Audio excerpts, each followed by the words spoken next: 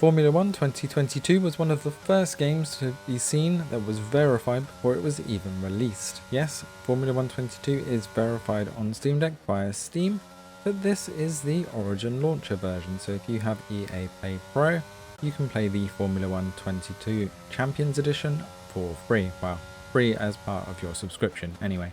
And as you can see here, it actually plays absolutely fantastically with over 60 frames per second in game. Now this isn't the case all of the time in races. This is the qualifying lap, which I managed to get pole position, although I am playing on casual. You can see that when we go into the settings, the Origin is being used here, and I was using compatibility mode running the latest GE Proton 724 and using the standard gamepad with trackpad layout. Now when I launched this, it actually gave me the option of a VR mode, which I wasn't aware that Formula 1 22 had, but great to see that it's included.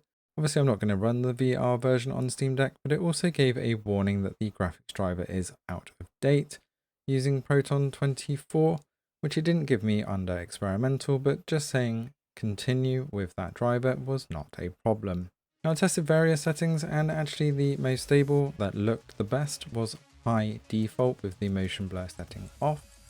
Although it was getting 60 plus frames per second in the races, in the cutscenes and in the other menus, it does dip down into the 40s. Now this isn't a huge issue because the frames per second here don't really count that much.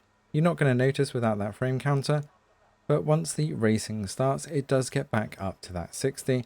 Apart from the initial launch sequence where we do start off with all the cars, it does take a bit of a dip, but it still stays stable around the 60 mark and doesn't really dip very much.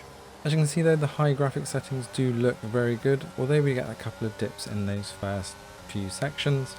Once the racing is fully underway, it's no longer an issue, so I guess there's a bit of caching going on that initial race sequence, and dropping that down to medium will make that much more stable.